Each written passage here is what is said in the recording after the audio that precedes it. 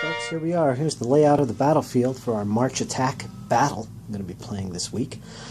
Pretty open terrain. There's a lot of height elevations, which I'll go into in a bit. But otherwise, the terrain isn't too substantial on the tabletop. And I do have some troops deployed, but I'll go into that separately. Let's take a look at the basic terrain features of the table. We do have some rough ground going on. This little field here with hedges. We got one there, and we've also got two fields down here. One there and one there, both surrounded by hedges. They count as rough ground in the game. They're going to slow you down, and they're also going to cause disorder, possibly, for troops charging in it. So it might play a role in the game if there's melees going on. I do have a couple buildings here that are currently on fire, and they're thus impossible to move through. That's the result of some previous fighting going on earlier in the day. The Russians now occupy the position. But again, we'll go into that later. We have a road cutting across here, which will have an effect on movement, of course. And there is hedges and even some stone walls going on down here. And of course, that'll provide cover, as you would imagine, and obstacles to cross. Other than that, it's all pretty much open ground, pretty open and clear. The exception, of course, is going to be these elevation points, and there's quite a few of them. Let's see if I could get a model's eye view of the elevation points I'm talking about here. As you can see from the French position, there's some substantial height elevations going on. Yeah. Now in the game, hills are rated for elevation from 1 to 3, 3 being the highest. In this game, there is one level 3 elevation, and it's right here in this area, right in there. Below it, these other hills, which run along here, this is basically a big crest line. You can see that right there, and it stretches down over here. That's basically a level 2 hill. Okay? Now, in between this area of level 3 and level 2s, we have a pretty open space, which includes the woods as well. And this area is actually level 1. It's like a little valley in here, as you can see. Down below here, we have another flat area, which is counted as level 0. And that's all down here. This is our flat ground, all the way over into this area. This is all level 0. And this stretches all the way around up into this zone here, which also is level 0. So that's the lowest point of the battlefield. And all this in here, down next to the burning building.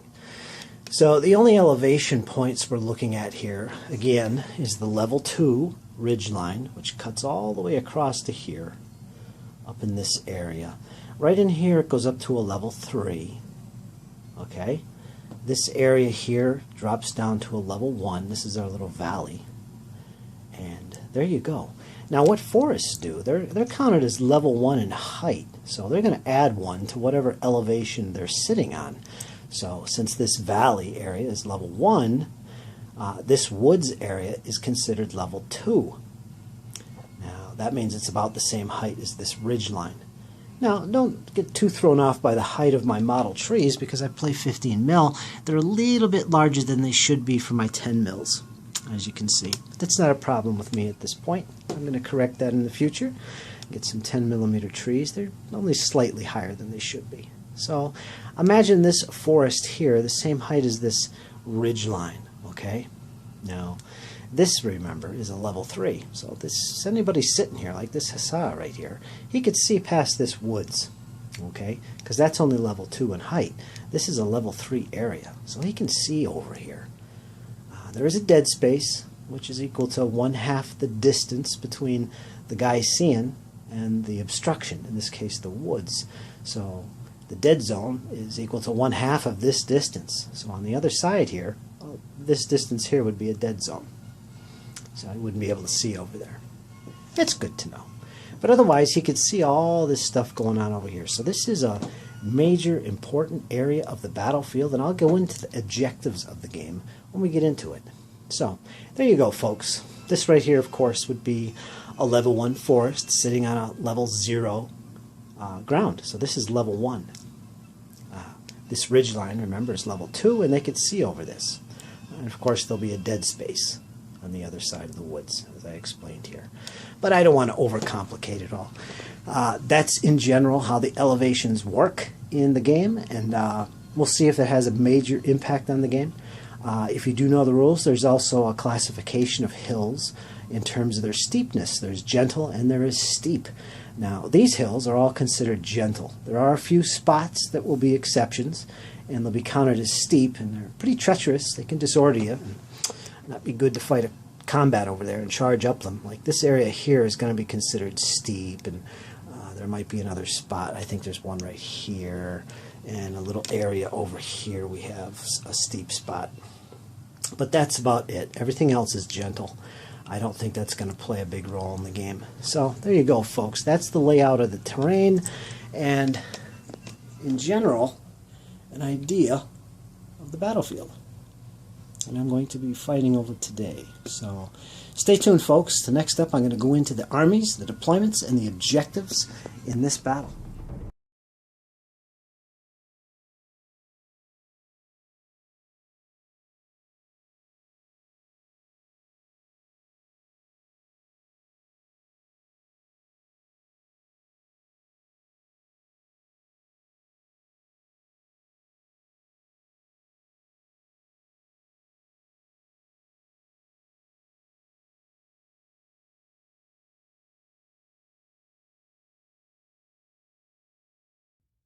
Next thing I'm going to talk about is the objectives of the scenario. Now, first of all, you got to keep in mind that this is only a small part of an actual bigger battle involving tens of thousands of troops going on. This is a point of decision in this battle, and there's some particular objectives that the French are trying to capture, and the Russians are trying to secure. Now, what's happening here is we have 3 objectives, and I mark them on the tabletop with these little red markers, and I'll keep them on there for the video's sake. But basically what they represent is, this here is the heights, and I'll refer to them as the heights during this battle. And the French want to capture this position if they can, because it does in fact have a really good line of sight to other areas of the battlefield. So this is a distinct advantage on this large battlefield going on. Also, this part of the heights as well is an objective. If you control these points, you control the heights in this battlefield. Also, an objective down here is these 2 farm buildings, basically the farm area. Of course, again, the buildings are on fire, but it's still an objective point for this game. So there's basically 3 objectives. The heights, which are indicated with these 2 markers, and the farm area, which will be indicated with that marker down there in the middle between the buildings. Now, the battle's going to go about 4 hours, so we're talking about maybe 10 to 14 turns, and I'll fill you in as we get close to that point as to what's going to happen. But there is a time limit to this battle, and the French are trying to secure the majority of these objectives, in other words, 2 out of the 3. If they manage to secure all 3 and not break, they will win a decisive victory in this battle. If they manage to secure the majority of those objectives, 2 of the 3, they'll basically get a nice victory regardless. The same goes for the French. They will win a decisive victory if they can retain control of all 3 objectives, or have the majority of them and claim a normal victory. So that's how it goes. It's basically fighting for control of the heights and control of this area of the battlefield where the road is in the village. We'll call it the farmhouse objective. Currently, the Russians are in control of them, and the French basically have to wrest control from the Russians. Put a little context on this. We have Davout in command of this corps of French coming from the west side of the battlefield, and he's got about 5 divisions of troops coming in here to take this objective. Now, the Russians are pretty light when it comes to defending this area. They basically have, I think, about 4 divisions in all that they could call upon for the battle. Not all of them are on the table. Neither are the French, actually. I'm just putting them there to show the location where they start from. But they do have 4 battle groups of cavalry, which are basically 2 regiments broken up into smaller squadrons units. It's called battle groups in the rules of March Attack. So there's 4 of them, and they're located right here. They're already on the battlefield, and they're basically spotting out the heights at this moment, and they basically see the approach of the French. So they're going to get a jump on the French at this point. Down here there was some fighting earlier in the battle. A division of Russians and a division of French infantry were going at it, and the Russians came out on top. They pretty much are pretty under strength and had to converge some of their battalions. There's 3 battalions down here, including some guns. Basically they converged their troops together, and they're basically 3 battalions as opposed to say 4, 5 or 6 or so. So they're actually large-sized battalions at this point. And the French are coming back for some revenge, and they're over in this area here. And I'll talk about the forces in the next part of the video. But suffice it to say that the Russians are in control of the objectives currently. If they can hold on to those objectives for the battlefield's length, or the battle's length, which is about, I'd say, 10 to 14 turns, they will win. The French have to try and capture those objectives, or at least the majority of them, without breaking, to secure any kind of victory. Okay, now we're going to take a look at the forces themselves. Now we're going to take a look at the Russians and see what's going on. Now, not everything is on the table in turn 1, but I will describe what their forces are and if they are on the table. Now, for the Russians, the corps commander here is Tuchkov, and he's taken from the Battle of Borodino. He's not the best commander. He's pretty average, maybe a little bit slow getting his troops to do things, but that's about it. Anyway, in his force, he's got about 4 divisions of troops.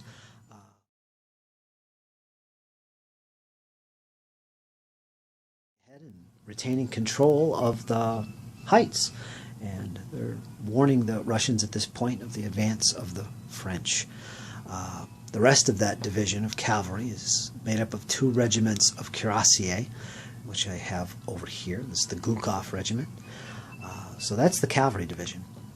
Also, we have over here a division of five battalions of grenadiers. Now these aren't converged grenadiers. These are a little bit better trained grenadiers, and they also have some foot guns as well. And this division will not be moving on to the battlefield until turn 2, I believe.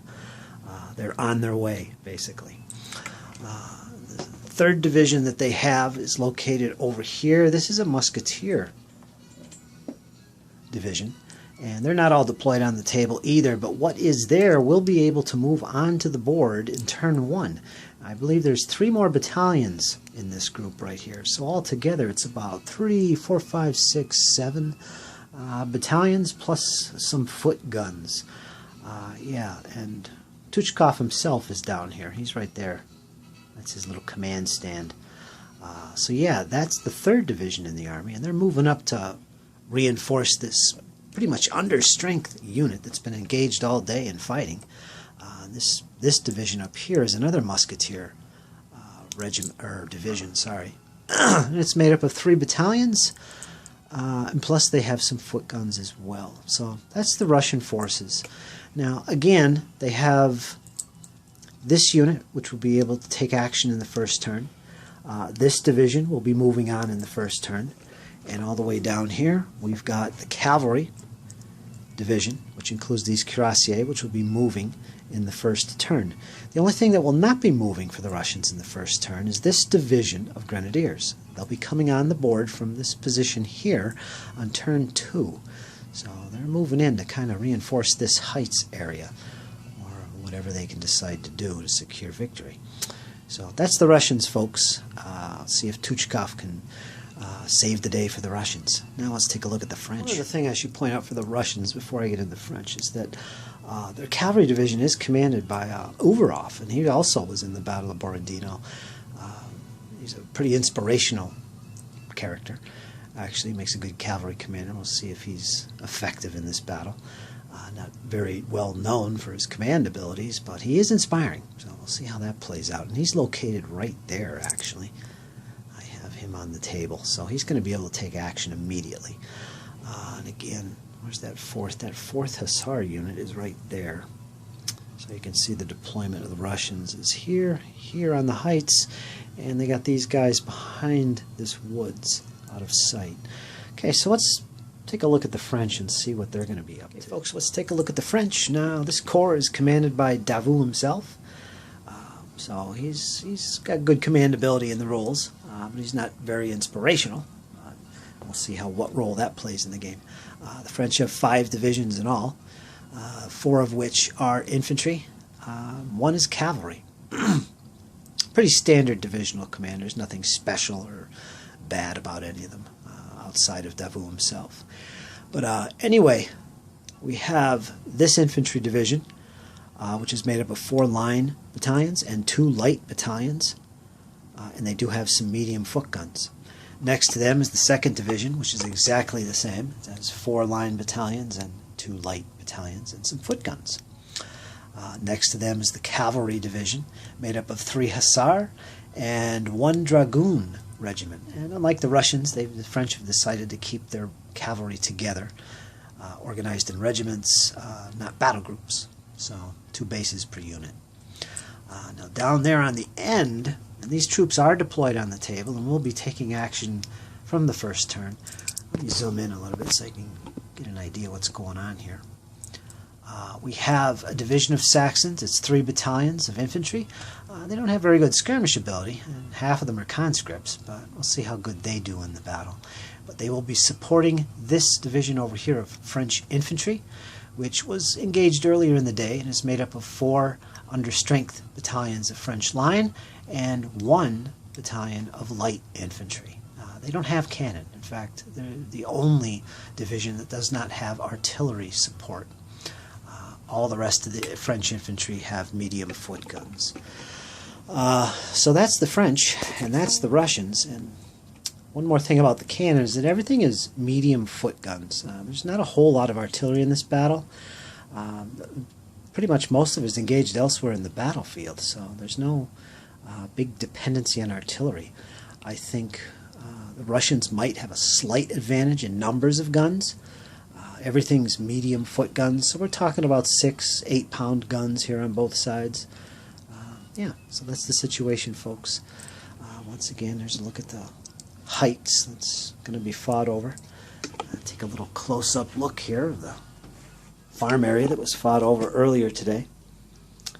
You can see the understrength division of the Russians. They got a couple units in line formation, got their guns deployed, and there's a 3rd battalion back here in column. And somewhere in that mess is their divisional commander. So there they are, folks. So to recap, turn 1, all of the Russians will be able to take action except their division of grenadiers, which is right there. They will not be able to move on the board in the first turn. The first turn for the French, the only thing they're going to be able to move is these 2 units down here on the end, the Saxons and this understrength infantry unit. Starting on turn 2, they will be able to move on the board with their cavalry. And starting on turn 3, they'll be able to move on the board with their 2 infantry divisions right here. So you could see right away that the Russians, forewarned of the advance of Davout, are going to get a jump in terms of moving their troops. Again, they're going to be able to move all of their cavalry division on turn 1. All of this division down here on the flank, which has a lot of musketeer battalions. I think they said there was 7. But they're going to be moving on in the first turn to give support to this division up here that's holding the farmhouse area. Then starting on turn 2, they will be able to move on the board with their division of grenadiers.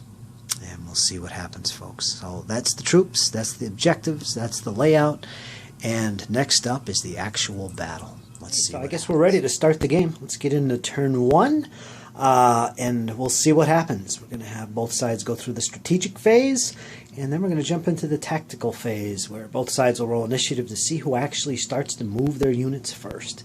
So let's do that, and I'll get right back to you and show you the results of turn 1. Folks, finished the first turn. It's probably a good time to mention that March Attack uses written orders.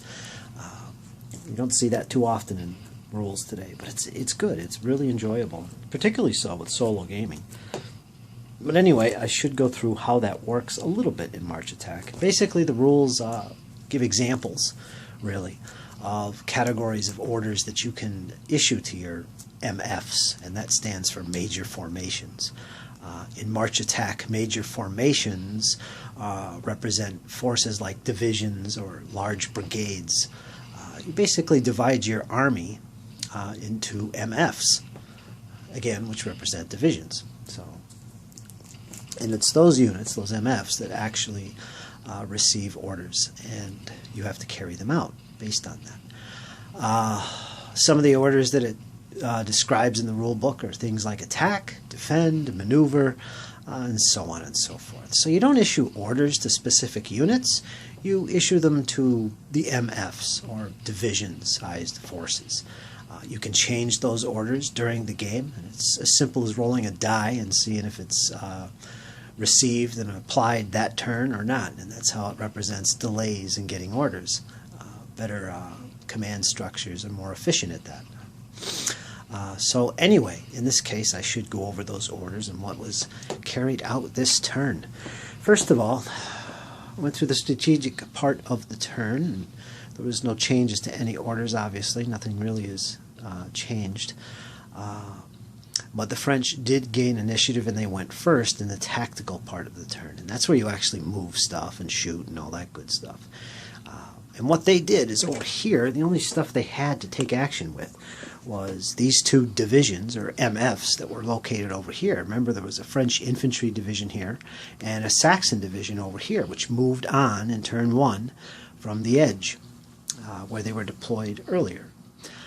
Anyway, this French infantry division is under orders to attack, followed by defend this farm area. So once he attacks this and gains control of it, he will go into defend orders automatically, so I won't have to change his orders. They basically moved forward. Got a couple units in line, some in column, and I got 2 units in reserve back here. And right there's their divisional commander. Now the Saxons, they were also moved this turn.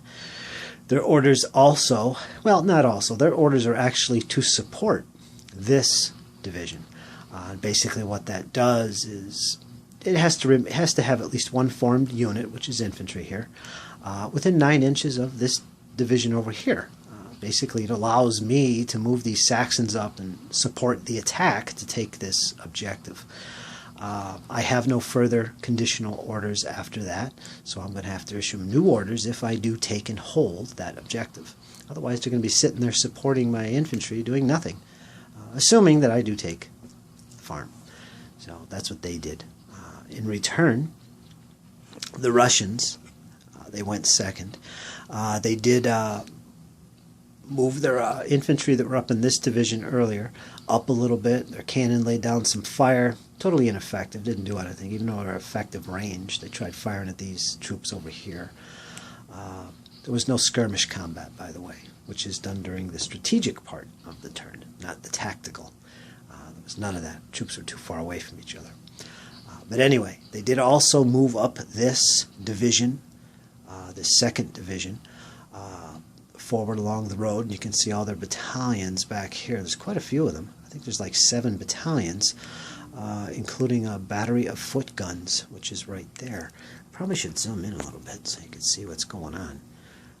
But yeah, there they are moving up the road, and their orders are actually to defend this farm area as well. So both of these divisions, this lead Russian division and this Russian division coming up the road, both have the same orders, that is to defend the farmhouse. So they're going to get up there and hold on to that position. And the Saxons and French are marching up to meet them and try and take that farmhouse. In the meantime, the French had nothing else that they could do, move on to the table this turn. Next turn, they'll be able to move on their cavalry division, which is right there. The Russians, they also were able to move their cavalry division, which, if you remember, the cuirassiers moved on from this edge right here, and they're now located here. There's their commander, and their hussar regiments are located up here, the 2 hussars. And their orders are basically to defend, I believe, if I remember correctly. So this cavalry division of Russians are ordered to defend this ridgeline, which is basically this objective. And they've moved up with their hussars up there, taking a look at the advancing Saxons, seeing if there's anything vulnerable they could attack real quick. Who knows? But yeah, the next turn we'll see the French hussars and dragoons coming onto the board, so we'll see what happens. Okay, folks, so there's lots of stuff coming on the board in turn 2. Stay tuned. Finish turn 2. Let's see what's going on. Start off with the strategic part of the phase, of the turn actually.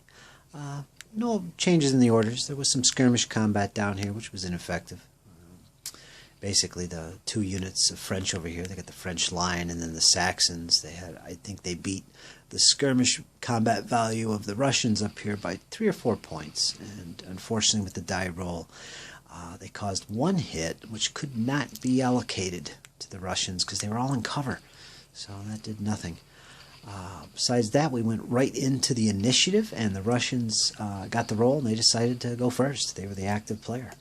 First thing they did is they moved up this division of grenadiers up to this ridge with defend orders on this ridge. So they're ordered to defend this ridge from the French attacks. They have some deployed guns there. Limbered, actually, not deployed. Down here, the cavalry, if you remember, are still in a position of defending this objective. They did have a Hussar regiment right here, if you remember.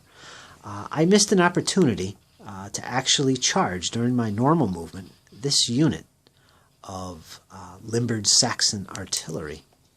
I did miss that. I was so caught up in moving the troops over by this farm area that I just missed it. So, let me zoom in there. Right there.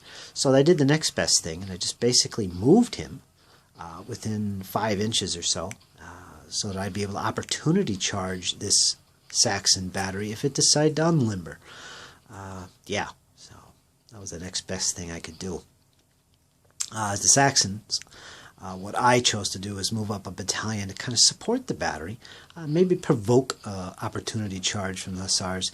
Didn't work. I basically rolled randomly to see if the Hussars would charge them. They didn't, so they held their position. Net effect of that was that I basically left the Saxon battery in place. Limbered. They didn't do anything. I just don't want to be charged by those Hussars, really.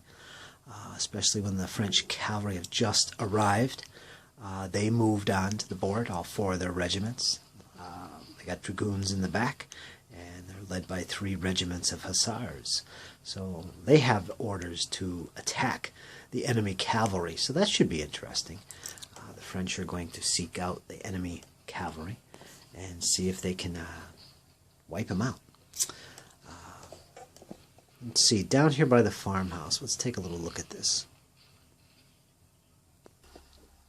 There, that should be a little bit better now. You can see what's going on here. Anyway, up at the farmhouse, the Russians went first, of course. They basically moved their units closer into cover along these hedges. This unit didn't get all the way to the hedge, which is unfortunate, because when the French and Saxons moved, they did get to the hedge line, and they were able to put down a really close-range volley on those Russians. Quite devastating. As you can see, they are down to 3 CV, the Russians, right there. You can see that. Yeah, there it is. And those dice on there, that's the current CV values of the units. So, yeah, there was a lot of fighting going on here, a lot of musketry. No charges or anything. This Russian gun has been putting down some fire on these light infantry. Got them knocked down to 3 CV at this point. Yeah, that's the situation, folks. And bounce out here. You can see this situation over here again, where the Russian Hussars are threatening the Saxon position here. And of course, the Saxons have some troops in reserve, kind of a second wave back here. And so do the French. I won't go into the details of the units, but I do know that these lead units here for the French are both conscripts. These units of Saxons, these 3 Saxon units, frontline units, are regulars. These guys are conscripts down here, these guys are regulars, and these are conscripts, blah, blah, blah. Just so you know that there's actually more than just one troop grade going on here in this battle. I got regulars and conscripts all over the place, and some elites as well. So, yeah, that's the situation, folks. The next turn we'll see the French bring on their 1st and 2nd divisions of infantry. We'll see what their orders are and what they're going to do. So, wait for turn 3 coming, folks. Finish turn 3, and Davout's divisions, infantry divisions 1 and 2, have both arrived, and I'll get into that in a second. During the strategic phase of the turn, there was no order changes. There was no morale tests required for the MFs. There was some skirmish combat down at the farm, and I'll get into that in a second. And that was about it. As far as initiative, which is next, the Russians won the die roll for initiative, and they decided to go first. And what they did is they advanced this division. The lead battalions of grenadiers advanced to the top of the heights along with their battery of artillery, which unlimbered, and is now in a position to issue fire, which it did during the turn, and did put some casualties on one of these advancing columns of DeVoe's 1st Division. So that's about the only casualties going on there. Now, again, the French did come onto the table this turn, and this 1st Division has orders to attack these heights. So heights number 1 will be their objective. The 2nd Infantry Division, which is approaching this way over here, again, how many? 1, 2, 3, 4, 5, 6 battalions of infantry with supporting artillery. They came on with the objective of attacking and taking the other part of those heights, which is over here. And that would be heights number 2, which is currently being fought over by cavalry, and I'll get into that in a second. So yeah, that's the action over here. There's no real combat yet. We'll see how well the Grenadiers can do holding this position, though. Now if we come over towards the center, if you remember the Russian cavalry, their orders are to hold and defend this part of the heights, this 2nd objective. And they seem to be doing pretty good. Earlier in the previous turn, if you remember, one of the Hussar regiments of the Russians did move up here to this location and was trying to get in a position to assault this battery of guns by the Saxons, which it never did. Unfortunately, the French did come in, and their cavalry, which was over here, did manage to charge that unit of Hussars in the rear. This Hussar regiment right here actually charged. And there was a melee, and unfortunately for the Russians, their cavalry was defeated. And there they are right there running for their lives. The remainder of their division, the Russians, is located right here. They got some cuirassiers that have been committed to the fray, supported by some other Hussars which have taken damage from melees that have happened. And there's a 2nd unit of cuirassiers right here. And the 4th one, of course, is broken, their 4th regiment.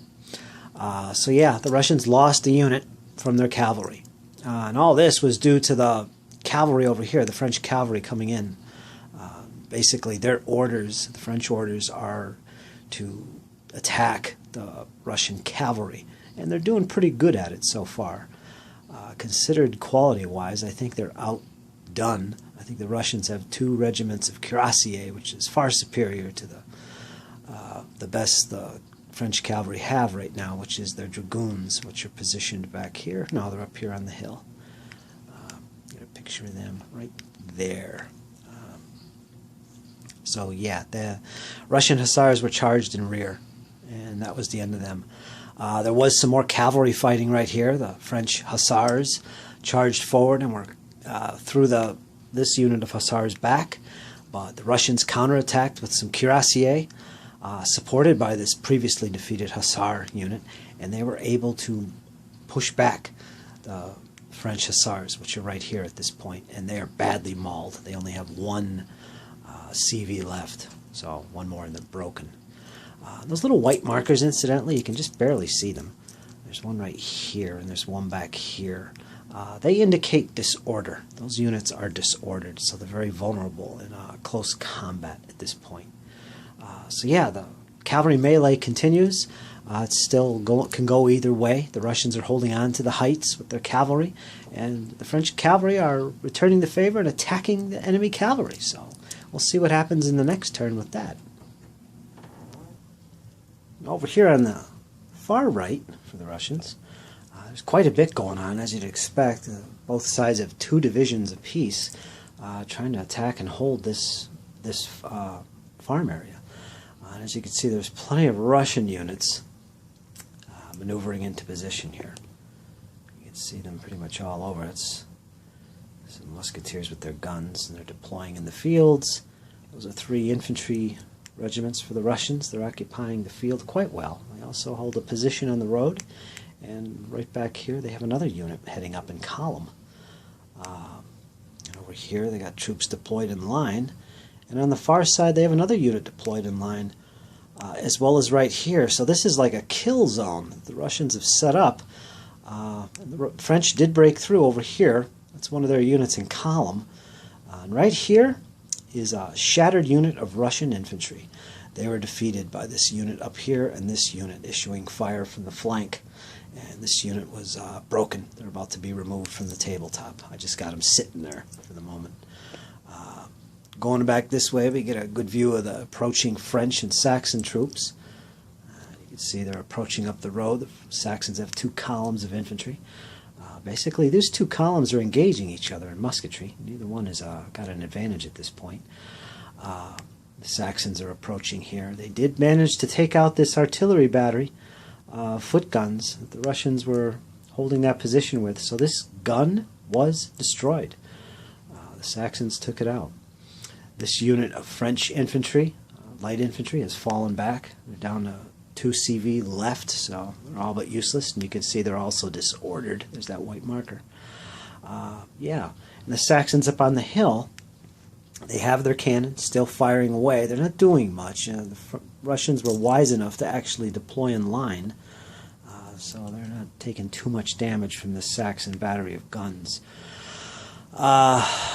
Over here, this unit right here of Saxon infantry was defeated, was holding this line right here and fighting against this unit with musketry, and it was defeated. So it is also broken. So yeah, the French have lost 1 unit of Saxon infantry. The Russians have lost a unit of hussars, as well as a battery of guns, and also a battalion of infantry up here in the field. So those are the losses so far in turn 3, and it's looking bloody. This farm area is really up in the air. Not sure who's going to take this position. It's too early to tell, actually. Both sides are heavily engaged here. I think it might come down to who gets this objective number 2, this area right here, these heights. At the moment, both sides is just cavalry. It's just nothing but cavalry fighting for dominance here. It'll be interesting to see the results of this, because what happens here, who wins this area, is going to have dominance with the cavalry. And where those cavalry go to next will probably determine what happens either at the farm or up here on the heights, where the Russians are digging in, basically. All right, folks, so that's turn 3. Those are the casualty counts so far. So far, it can go either way. It's too early to tell who's got the advantage. But with Davout's 1st and 2nd divisions moving into position, and about to get ready to assault the heights, we'll see what happens. Interesting, folks. Next turn coming up. Finish turn 4. Let's see what's going on. As you can see, the heights have been vacated temporarily, and I'll get into that in a second. During the strategic phase of the turn, there was some order changing. Tuchkov issued new orders to the, I believe it's the 1st Division, one that was coming up this road to help defend the village, with like 6 battalions, and they're mostly conscripts. They just got additional orders successfully carried down to them, and that was to also defend this area as well. So not only are the Russian cavalry defending this heights, but so also is the 1st Musketeer Division in the Russian army. But of course, they're still under orders to defend the farm. So they're going to be kind of stretched a little bit here as they're defending 2 objectives on the battlefield. That 1st Musketeer Division. We'll see how well they do with that. And yeah, Tuchkov got his orders successfully handed down, so no delays in that. This should be a pretty interesting area of the battlefield. You got Davout's 2nd Infantry Division coming up here to capture this. And they're supported basically by all the French cavalry. The Cavalry Division, which has orders to attack the Russian cavalry. And defending this, of course, is the Russian cavalry, which are about to get some help from the Russian Musketeer Division coming up from this direction down here. And you can see they already have some battalions, a battery of guns, another battalion over here in column, making their way up in this location to try and defend this spot. Other than that, the strategic phase, there was some skirmish activity here, but there's not much, a lot of skirmishers going involved here. You got Saxons and you've got the Russians. None of them are well known for the use of skirmishers, at least effectively. The French troops down here are pretty lacking in skirmishers as well, so there's not a heck of a lot in terms of skirmish combat. So there was nothing, no losses were taken down there for that. Meanwhile, up here, we do have some action going on. Initiative went to the French this time, and they decided to go first.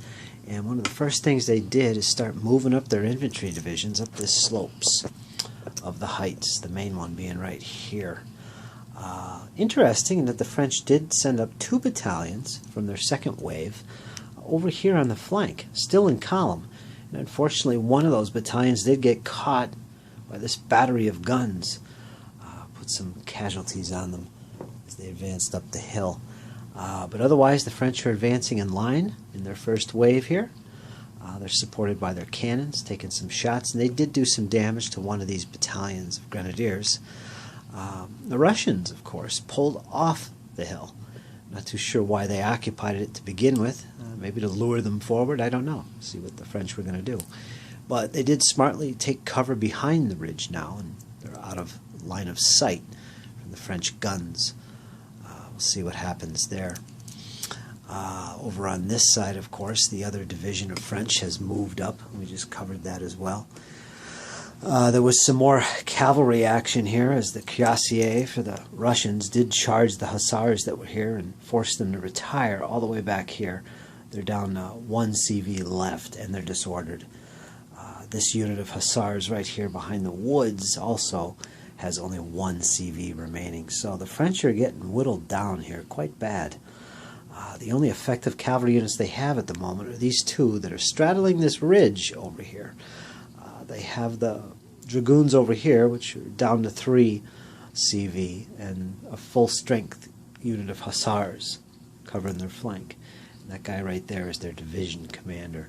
And again, the orders of the French cavalry is to attack and basically destroy the Russian cavalry, but doesn't seem to be too effective at the moment.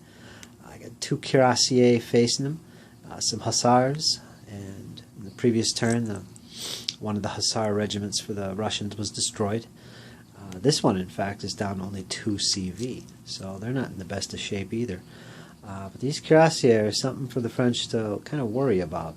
So there's kind of a stalemate here. And in fact, if we do take a look at the farm area of the battlefield, where the fighting has been the most intense from the very beginning, it kind of slowed down as well. No more losses in units at the moment, but we let's see what happened over here. Right here we got the 1st Division did actually have to take a major formation morale check. If you remember, that division was the one that was originally up here. They had 3 battalions and a battery of guns. They were the ones originally up here, so it was a very fragile division under strength. But they did pass their morale check, so they're still hanging in there. They're carrying on, folks.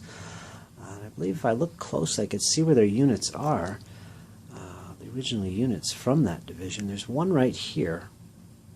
Okay, and I believe the second one is, I think that's the one right there. Yeah, so it's this one and this one. This one's conscripts and this one's regular.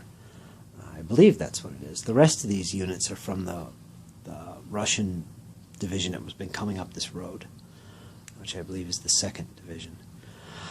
So that's the situation.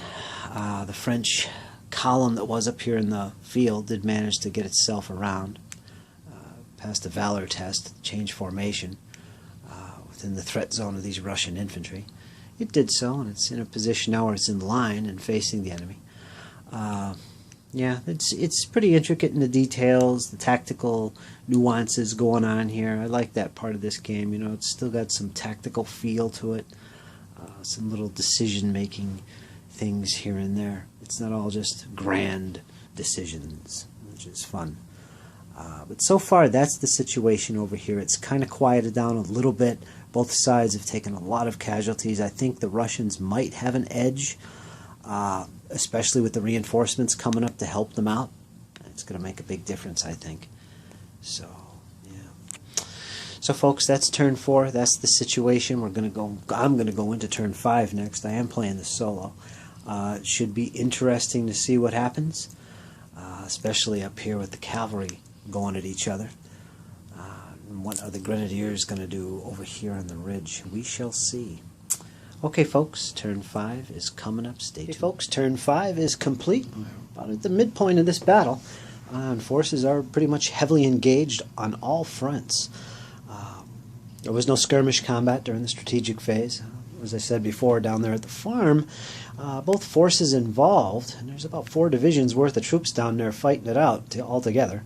Minimal skirmish capability, so there was no damage done from the skirmish combat taking place. Nor was there any more changes in orders. We can start off up here. Initiative was rolled. Davout got it over Tuchkov. Game-wise, Davout has a nice solid +3 on the initiative, and Tuchkov has a 0. So you can see the advantage the French have in this battle in terms of initiative. Well, the French got the initiative again. They chose to go first. And as you can see up here on the heights, the main heights, the French have advanced yet again. They're up there in formation with the 1st Division of Infantry.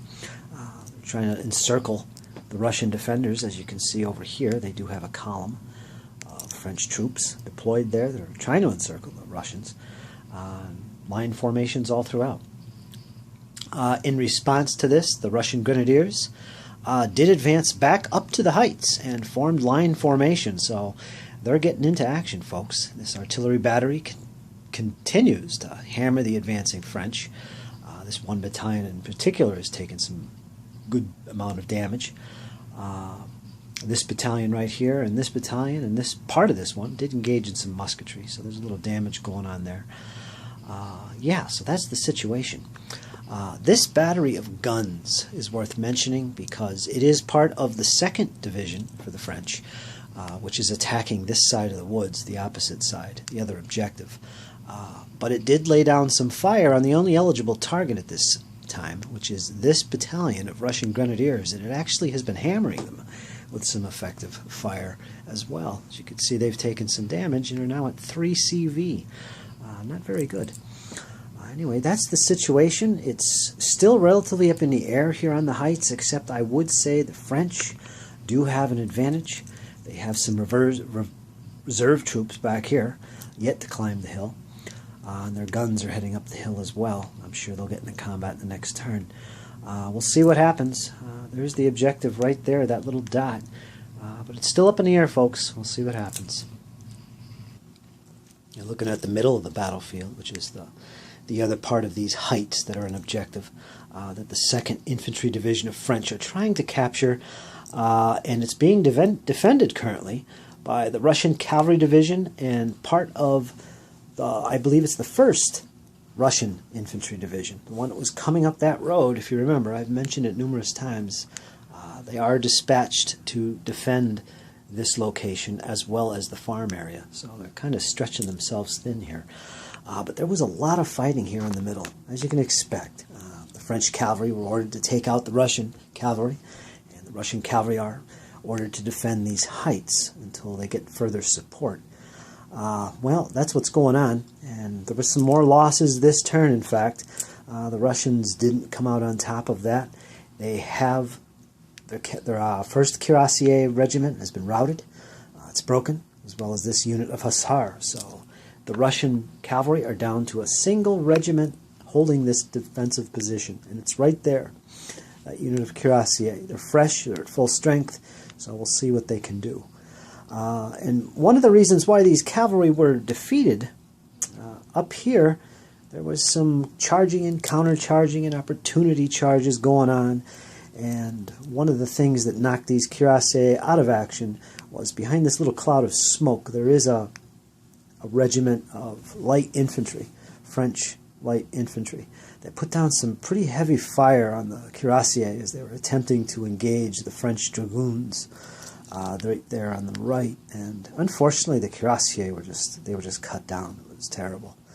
The French had countered that charge with their dragoons and these hussars, which were at very low strength. But if those cuirassiers were not defeated, the cavalry of the French were ready to repel them, if they could. I don't know. Never happened. Yeah, so that's the situation there. The French have definitely got the advantage here. In fact, looking at this situation, we can see that the Russians, the only troops they have in the area assigned to defend this objective is this cuirassier regiment, this battalion and column over here, and this battery of guns. And these are all from the 1st Musketeer Division. And yeah, they're heading into position now. At this point, the Russians still hold these heights, but it is definitely contested. The French do have their entire cavalry division still intact, although greatly reduced in strength. This unit of Hussar, it's down to 1 CV, which is very brittle. This unit of Hussar way in the back has been sitting here after its earlier defeat, and it's also at 1 CV. Dragoons are at 3 CV, medium cavalry. They're still effective as a fighting force. And they're squared off against these cuirassiers at the moment. And on the other side of the heights here, there is some more French Hussar, which are at full strength. So the French cavalry is doing their job. They're taking out the Russian cavalry.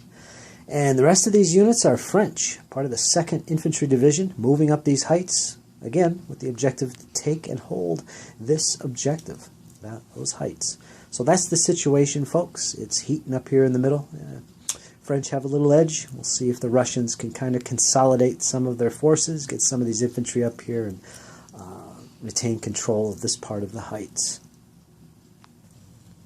And of course, here all the way to the Russian right, we have the farm area, which is still held by the Russians, but as you can see by all the smoke, it is brutal. The 1st, and I believe it's the 4th Infantry Divisions of the Russians, the 3rd or 4th, I think it's the 4th. I'm not sure what the number actually is. But they're the 2 divisions defending this position here. And they're squaring off against the Saxon Division and one of the French divisions that was deployed back here. Again, the skirmish combat was not effective. The Saxons have orders to support the French over here, and they're supporting them very well. In fact, they've broken through up here in this hedge line, 2 of their battalions. See if I could focus in just a little bit there. Right there. You can see where the 2 battalions have broken through the hedge line there. They did manage to break the unit that was deployed here of Russians, conscripts. They were broken and routed. And right here next to them, this position here is actually held by some converged grenadiers from the Russian 1st Musketeer Division, which is holding its own. It's down to 2 CV. It's been shot at by these Saxon guns for quite a while, but the cover's helping them a great deal. So yeah, this unit here has been broken and will be removed from the table. Also in the middle, you can see a lot of stuff going on. We've got the road occupied by 2 Russian battalions. The Saxons are behind them at this point. Both of these units are down to 1 and 2 CV apiece, respectively. That's not good. And ahead of them, more Saxons. Behind these clouds, there's Saxons, and there is more French infantry. These 2 right here are fresh, actually. So they're in trouble. Those Russians are in trouble losing that position. There's also some Saxons right here, which are down to, I think that's 2 CV. So there's a lot of combat going on over here. Not much musketry. They're kind of far apart at this point. But as we look over further to the right, there is a battalion here of Russians that's fresh. And over here, this battalion here is having a duel with this battalion. And they're both at, I think, 2 CV apiece. So it's even-handed there. So there's plenty of fighting in the middle. The Russians do have a fresh battalion right here. And as I said before, right here as well, already deployed in line, covering this hedge line. The French are coming down pretty heavy, though. They have some fresh troops coming at the Russians. This would be the French 2nd wave hitting in here. That's this unit, this unit, this unit, and this unit. Well, not this one. That's actually part of the 1st wave. But yeah, they're getting in there. So they got fresh troops coming in. I don't know if the Russians are going to be able to hold this position for too long, actually, if you look at it. They don't have any more reserves coming in, so it's going to be a tough position for the Russians to hold. And yeah, if you look at what's going on here, it's going to be tough for the Russians as well. To be expected. This was not going to be an easy task for the Russians. Of course, there's our two broken units, which I have to remove from the table, Hussar and Cuirassier. And over here, there is a broken unit of French. I don't think I mentioned that, but that unit was also broken, and that was broken earlier by the Cuirassier, which are now broken themselves. They did manage to get an attack on these guys. They were not able to form square soon enough, and they were taken out. They lost the combat and were automatically broken. And they were right in this area right here, if I remember correctly. So they were the first ones to greet the Russian cavalry from the 2nd Infantry Division. So that's the situation, folks. This situation is heating up, and it's going to be interesting in the next turn. As you can see, there's a lot going on and a lot of close combat about to happen very shortly. Okay, folks, that's turn 5. Turn 6 is coming up. Let's see what happens. Okay, folks, turn 6 is done. I got that out of the way. A lot of fighting going up here on the hill.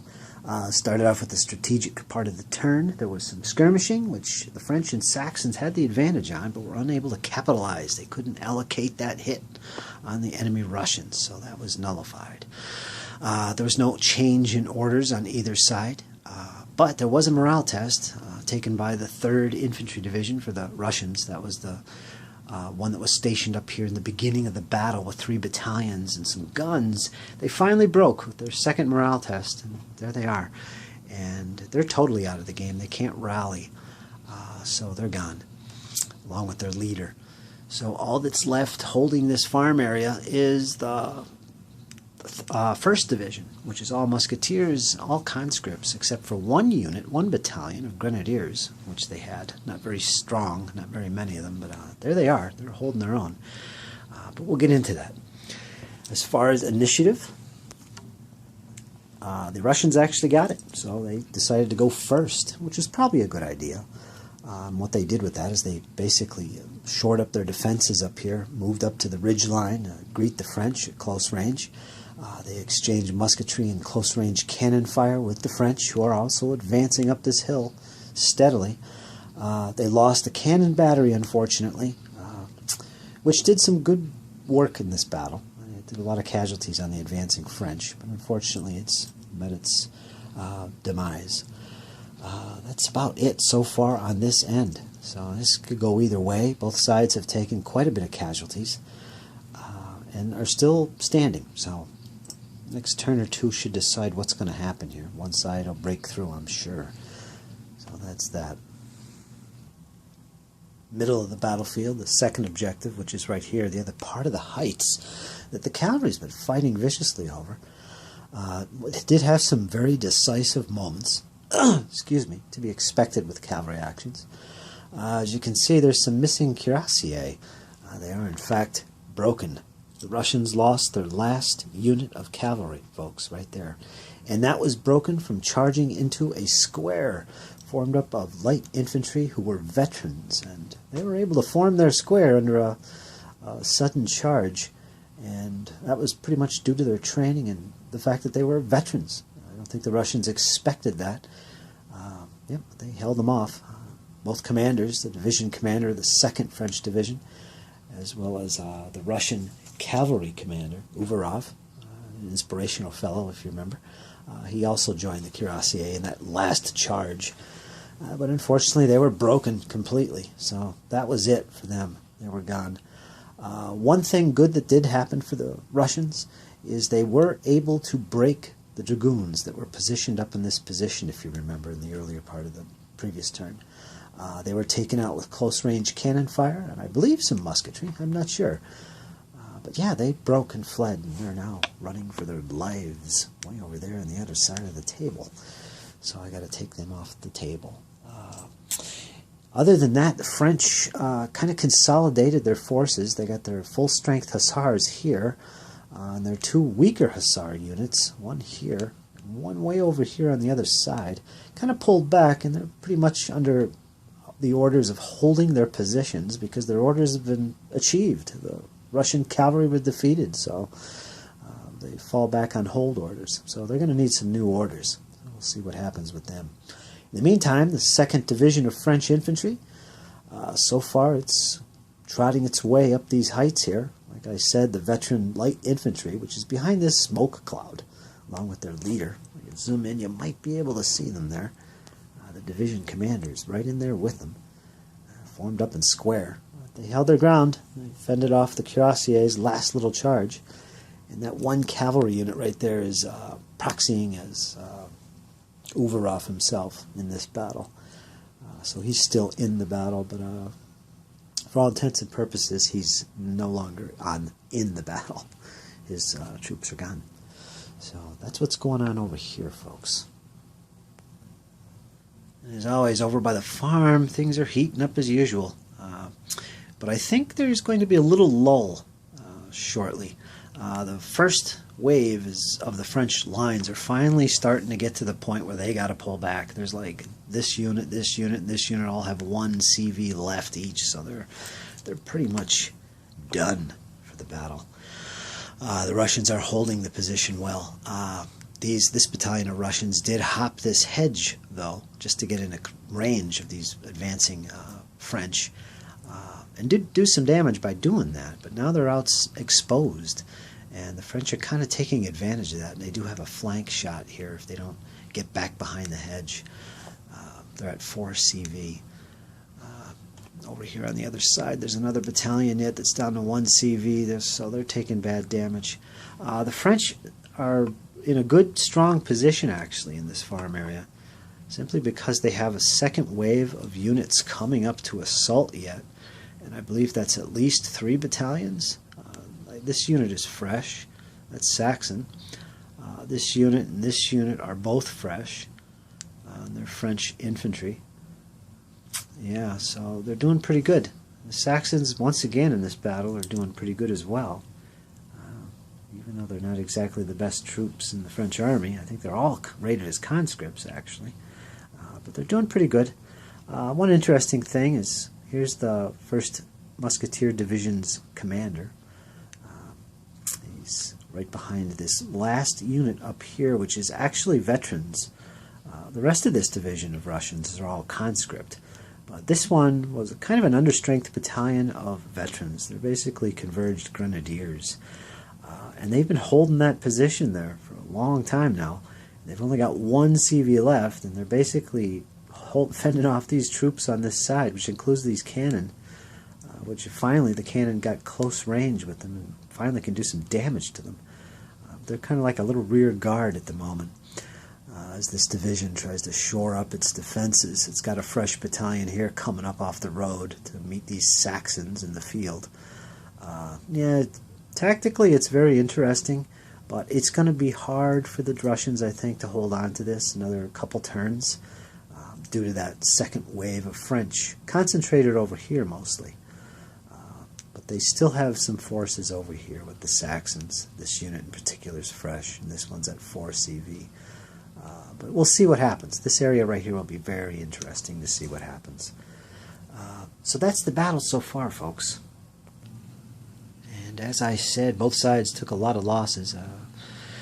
So far, there won't be any morale checks, I don't believe, yet. I think the French and the Russian, what's left of the Russians anyway, are still okay in terms of the troop strengths, so they won't have to make any division morale checks yet. But that could change quite quickly. Look forward to seeing the French cavalry get issued new orders, perhaps, and see what they do with them. But for all intents and purposes, they met their objective, so let's see what they can do next. And yeah, the Russians are a little bit hampered now, especially in this area, to defend it, since they don't have their cavalry anymore at all. Yeah, so this is going to be interesting. It's really developing, my friends. Davout, where are you? Look at the advancing columns of the 2nd French Infantry Division. All right, folks, we're going to slip on over to turn 7 and see what happens. Stay tuned. Folks, finished turn 7. Let's see what happened. Went through the strategic part of the turn. The French and Saxons down at the farm area did manage to do some damage to one of the Russian units with skirmish combat. The one up here closest in the field. That took a hit from skirmish combat. Also, the French attempted to change the orders of their cavalry up to a maneuver order. Let's see where they are. They're over here right now. I have a hussar up here in column, moving in this direction.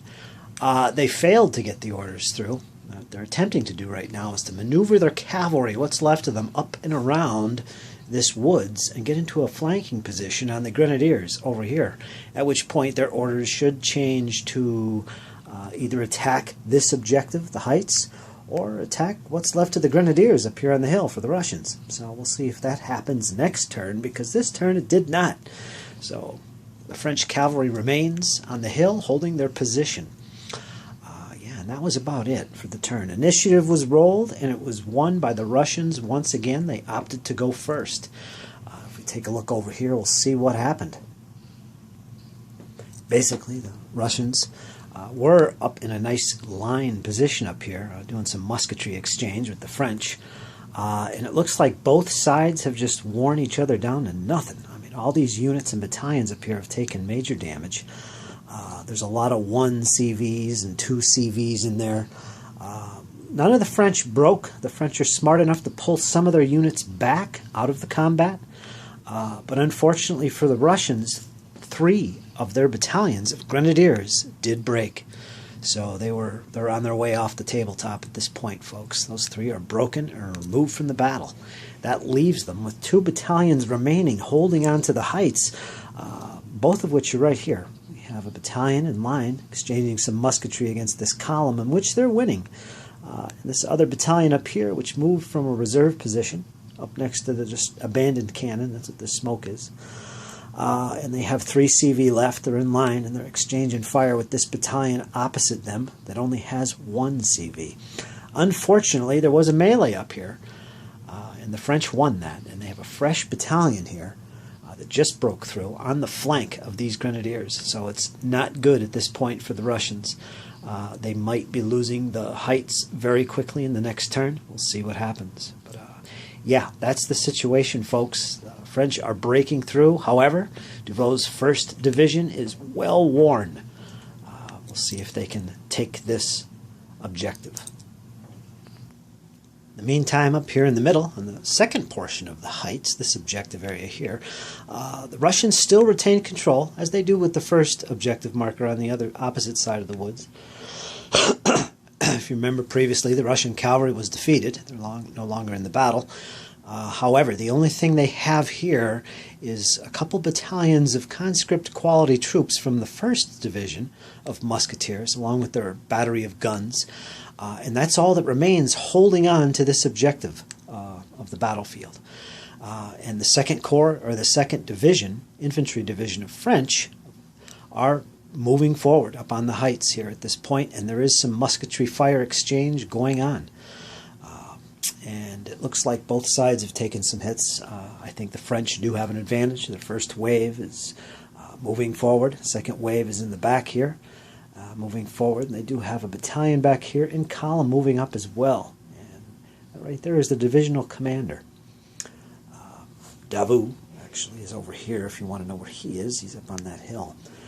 And there again is the cavalry waiting for fresh orders with their division commander. So let's see what's going on over by the farm now.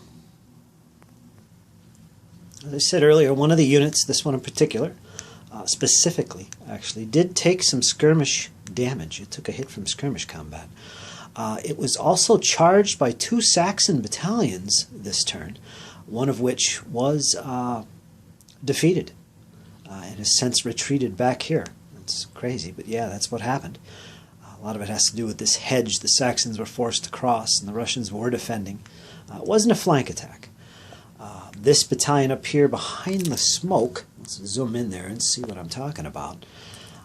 That battalion right there with the white chips next to it, they indicate disorder in the game, was halted from musketry fire from this battalion.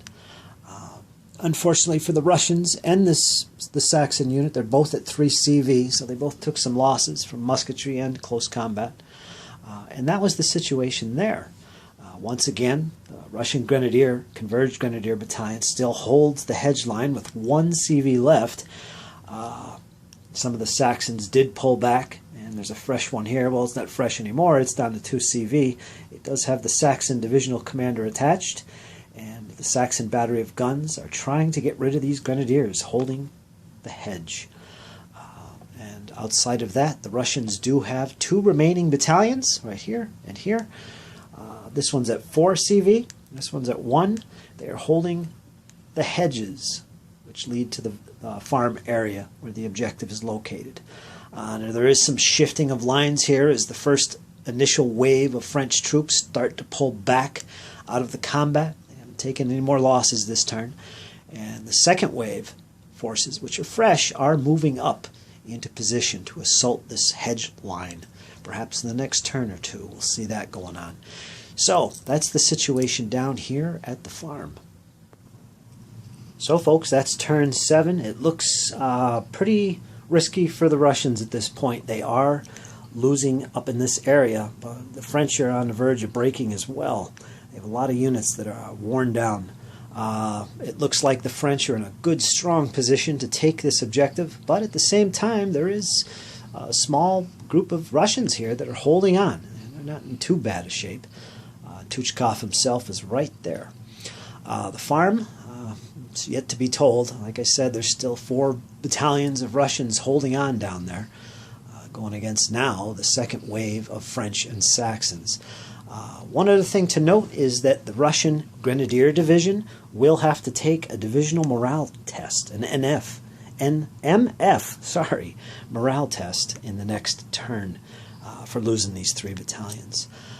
And also we'll see if the French can get their cavalry with fresh orders and see what they do.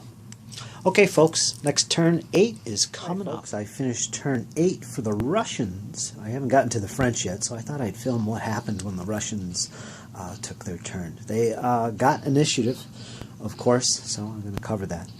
But in the strategic phase, there was successful orders received by the French cavalry, which are down here up on the hill, if you remember, holding that position. They have orders to support the 2nd Division of French infantry up here.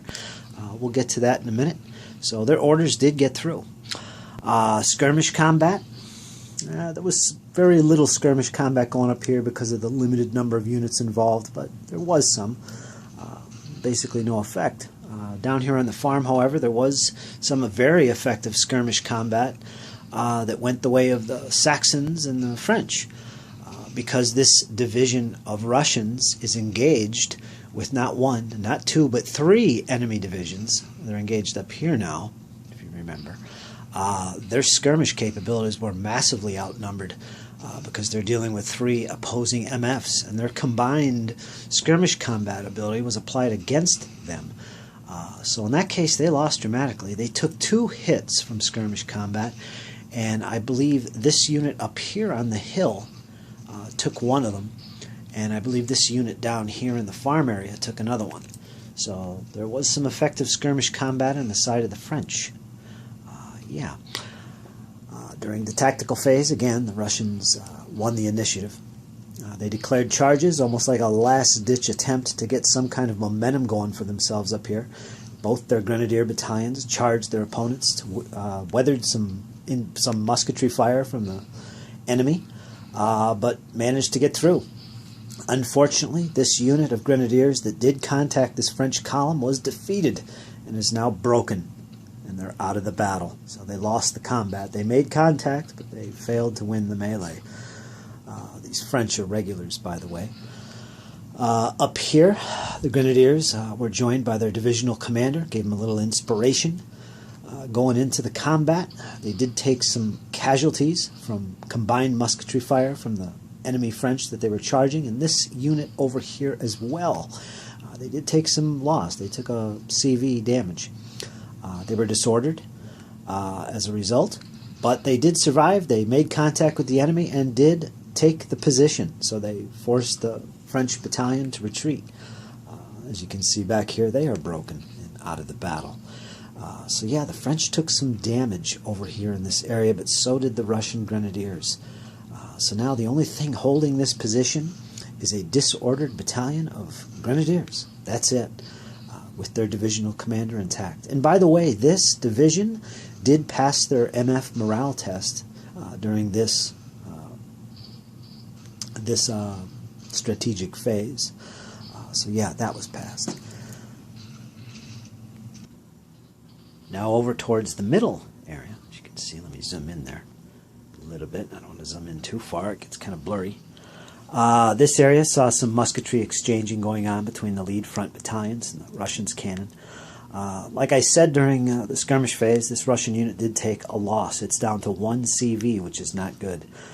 But otherwise, it moved up and issued some fire. This column back here and the cannon also issued fire from their current position. This unit back here also took a CV hit from the French. They're down to 3, I believe, which I didn't mark yet. And they are joined by Tuchkov himself. So Tuchkov is getting involved here.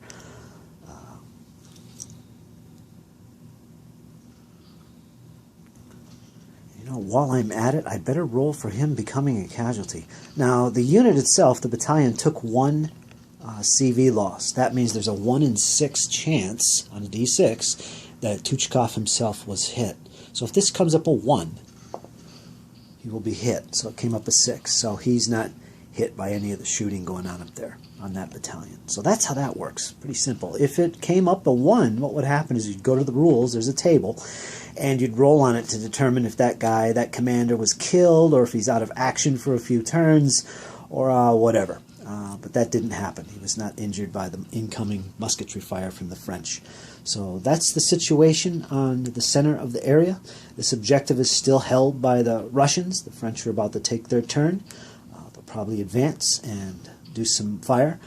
The cavalry here will be interesting since now they're in an order to support the 2nd Division of French. They might actually get into action, maybe hit a flank of these grenadiers, but it's a bad position right now for the Russians, right here in this central position. Not looking good.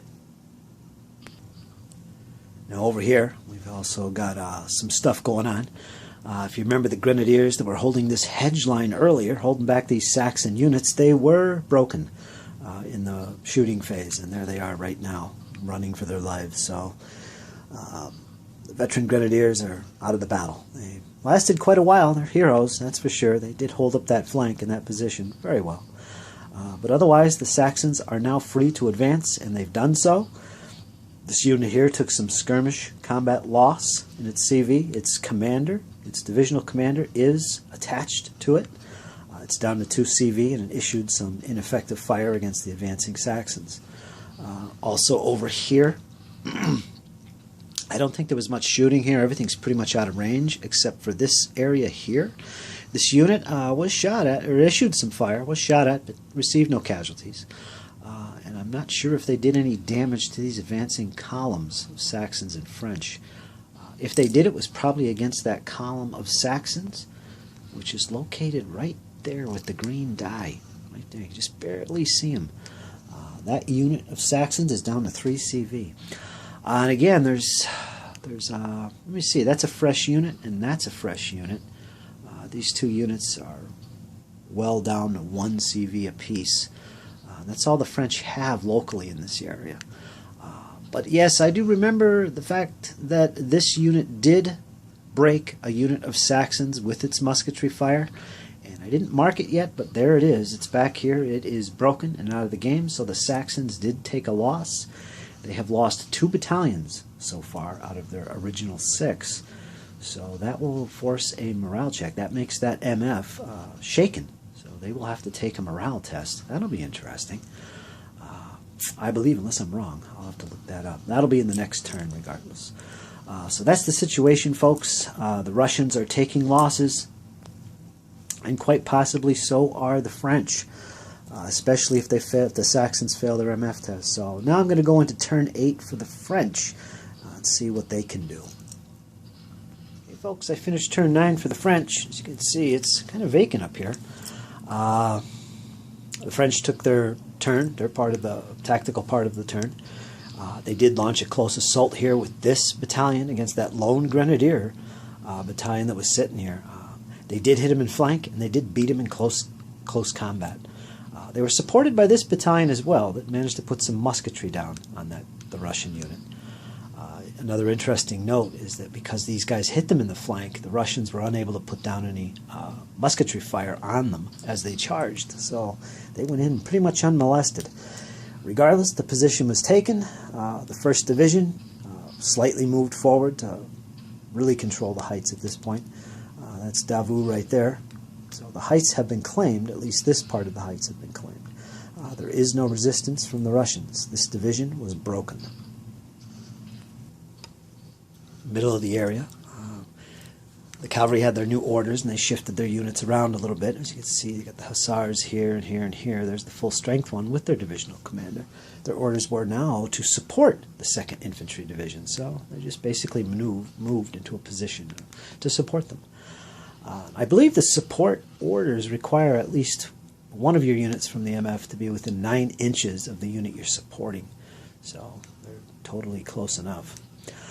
The 2nd Division, French 2nd Division, did advance forward with their 2nd wave. Their 1st wave as well made contact. They did charge forward with both battalions in the lead.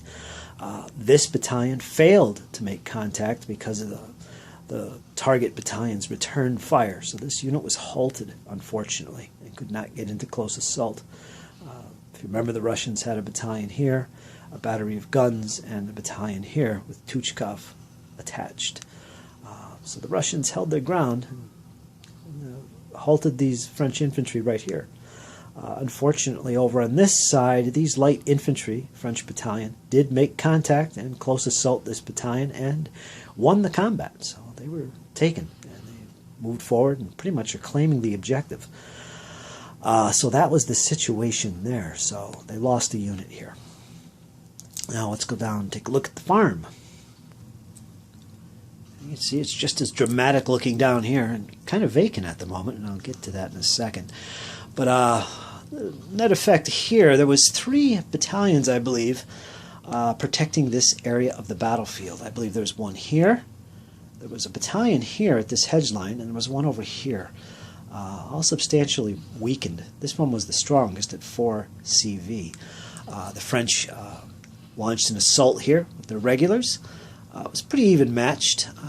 The French did manage to make contact, and a melee was fought. Unfortunately, the French did lose that melee, and the French were forced to retire, disordered, which is where they're located right now. In addition, I believe there was a Saxon unit here, up here, that was broken this turn during the musketry. I think it was this turn. Well, anyway, it was destroyed, which was not good for the Saxons. I think that was the previous turn for the Russians. They wiped it out. But anyway, that was the results there. There was also a battalion that was sitting here, but there was no close combat. It was just at this hedge line that there was a close combat, and the Russians did win that, so they were holding their own. And that was pretty much it. Not a hell of a lot going on here. However, in the next turn, turn 9, there was going to be some divisional morale checks. One for the Saxons and one for the 1st Division of the Russians. The Grenadier Division for the Russians was already destroyed, so no need to make a morale test there. But their 1st Division, which was defending this farm area, as well as up here, which was really stretching it for them, did have to make a morale test. And it's simultaneous, and both sides made their tests. In the case of the Russians, they got a retire result with 3 CV hits. So what happened was every unit from this division had to take 3 CV hits and then retire. And I believe it's 8 inches, 9 inches for infantry. I'd have to look at the charts. But they have to retire back. And basically what happened is every unit on here, and there's 2 others here, were basically wiped out from the CV loss from the retirement. And this one as well. So they were wiped out entirely. So they won't be able to come back in this battle. This one, however, did survive the 3 CV loss. If you remember, it had 4. It retired and it has 1 left, and it's disordered 2. So that was the effect of the morale test. It wasn't broken, but it was forced to retire. And they're not going to be able to retire or rally, I should say, effectively, because the only unit able to get any CV back would be this unit. And to rally, you can only do it once an hour after the unit is broken. And in this case, the unit is not broken. It's just basically forced to retire. So at this point, it's pretty much useless. Let's leave it at that. The Russians are forced to withdraw from the area, basically. They're just not a fighting force at this point because of the failed test. Now for the Saxons, now this was a tricky one. I was thinking, what's going to happen now if them Saxons break? Well, they got a similar result to the Russian First Division. They got a retirement, not a broken result, but a retirement result with 2 CV hits. So every existing unit on here for the Saxons had to take 2 CV loss immediately and then retire the 8 or 9 inches. I think it's 8 inches for infantry. Again, I'd have to look it up. And they did so.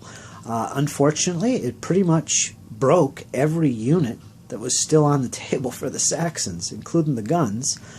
Yeah, so they have nothing left on the table. That division is wiped out, basically, and has nothing to rally at this point. So that was it. Fortunately, that did not cause a morale test for these guys. That would be considered an army morale test, because this unit did not break, among other things. But this unit, this division down here of French, is in a position to claim this objective without any hassle, really. I don't think this unit has got any fighting capability left with 1 CV. The French unit's up here. This unit is completely fresh. This unit's at 2, and that one's retiring with only 1. Yeah, that's the situation. So I'm going to call it here. The battle was supposed to go at least 10 turns, but that pretty much is about as far as I was going to go with it anyway. Just the nature of the scenario. I don't think it would go 11 or 12. It would be pretty much decided by then. But the max I had decided would be 12. So 10 was about right. It ended it. The French basically effectively claimed everything in turn 9. So by turn 10 they would definitely control everything, all 3 objectives. So that's the battle, my friends. It has concluded, and it is a decisive French victory. What can I say? It was a very good game. Some interesting elements to it. I really enjoyed it. I don't know what you guys think. If you know how to play the rules, what do you think? If you don't know how to play the rules, what did you think? It's quite an interesting game.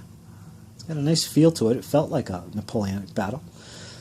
There's a lot of tactical decisions that have to be made, not just the strategic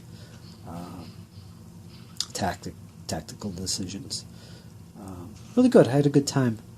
All the commanders escaped the battle unscathed, except for one. I don't remember who it was, but he was wounded. I think it was... I don't think it was this guy down here, Tuchkov. I think it might have been the Saxon commander? Oh, God, I don't remember.